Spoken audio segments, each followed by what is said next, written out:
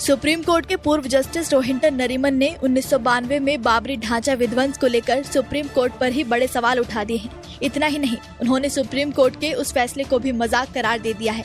पूर्व न्यायाधीश justice RF Nariman ने बाबरी विवाद से संबंधित सुप्रीम कोर्ट के फैसलों पर अपनी असहमति जताते हुए कहा कि इन फैसलों में सेकुलरिज्म के सिद्धांत के तहत न्याय नहीं दिया गया है।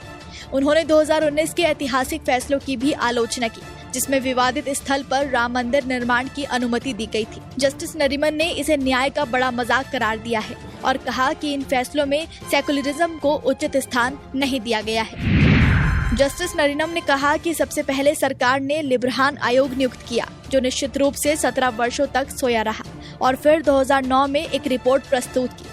दूसरा, इसने अयोध्या अधिग्रहण क्षेत्र अधिनियम और साथ ही सुप्रीम कोर्ट को राष्ट्रपति संदर्भ दिया ताकि ये निर्धारित किया जा सके कि मस्जिद के नीचे कोई हिंदू मंदिर था या नहीं।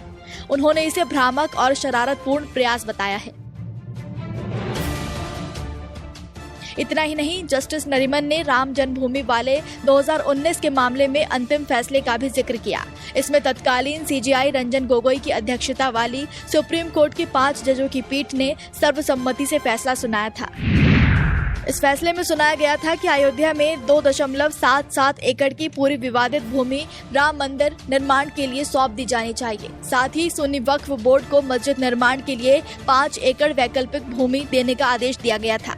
हालांकि कोर्ट ने यह भी माना कि 1992 में मस्जिद का विध्वंस कानून का गंभीर उल्लंघन था, जिस पर जस्टिस नरीमन ने इस फैसले की आलोचना करते हुए कहा, कोर्ट ने माना कि 1857 से 1949 तक मुसलमान वहां नमाज पढ़ते थे, लेकिन ये कहा गया कि वो इस स्थल पर एकमात्र कब्जे का दावा नहीं कर सकते।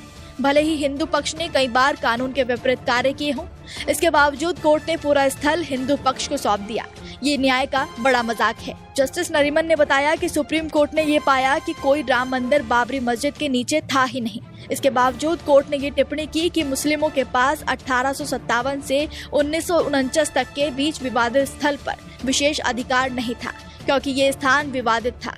उन्होंने कहा कि कोर्ट ने माना कि इस स्थान पर हिंदू पक्ष के कानून का उल्लंघन किया और इसलिए इस मामले में कोई एक तरफा दावा नहीं किया जा सकता था।